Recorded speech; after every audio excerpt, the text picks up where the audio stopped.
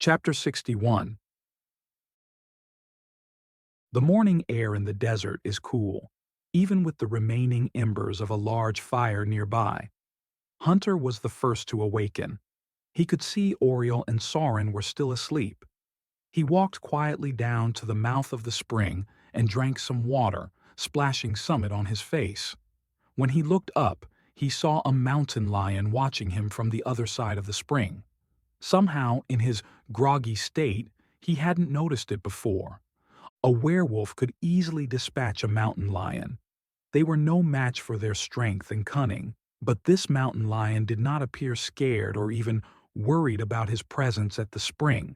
The two creatures stared at each other for several seconds, as if trying to decide their next moves. Hunter stood up. His height alone should cause the mountain lion to move along, but it simply watched him. Hunter moved his arm as if to say, "Scat," but the mountain lion was unfazed. Then Hunter opened his mouth, baring his teeth and letting loose a deep growl. The mountain lion watched with curiosity, but did not run away. And then, without any notice, the mountain lion transformed into a ball of light and then into Alter's form. Hunter's initial shock gave way to joy as he rushed to embrace his friend. I can't believe it's you.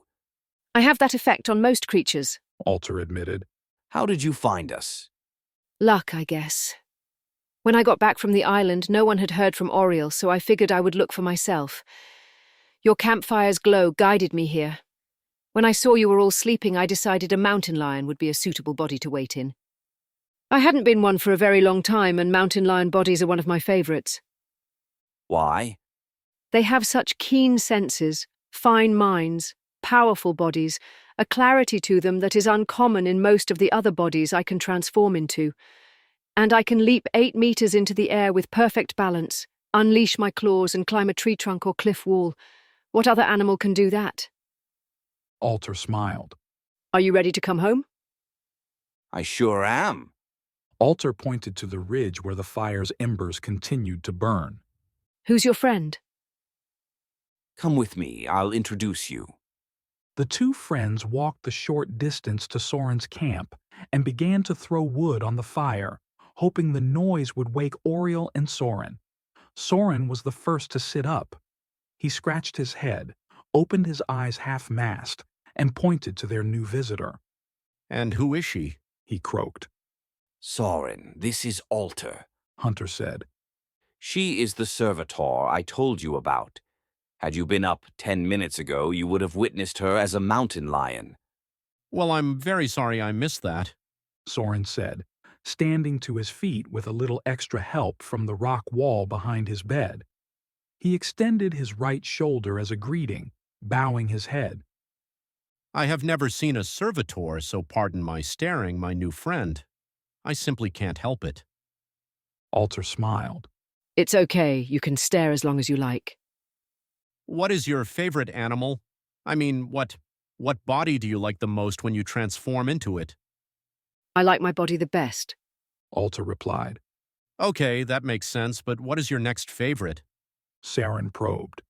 I like them all for different reasons. It has taught me that every creature has its uniqueness, and that uniqueness is exactly what is needed for its survival in the environment it occupies. I was just a mountain lion, so whatever the last body I was in, it tends to be my favorite.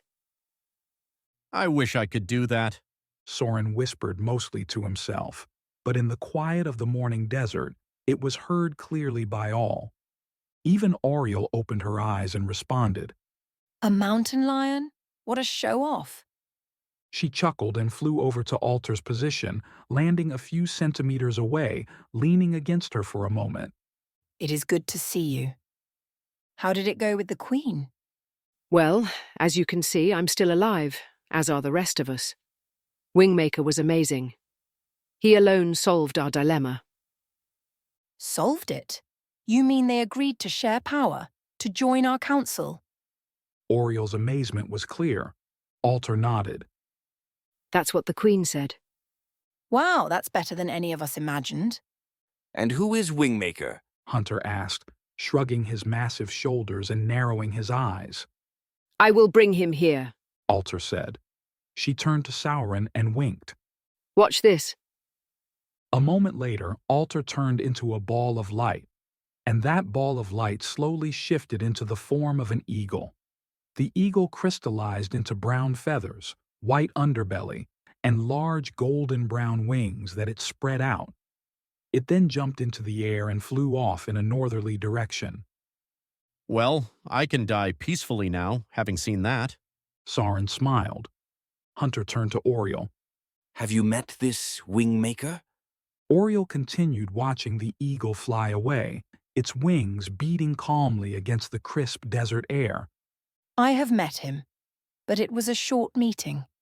He is unlike anything I have ever met. And I have met that. She was pointing to the eagle. The good news is that he's going to be able to bring you home without slogging 10 kilometers through deep desert sands. She turned to Hunter. You're going to like him.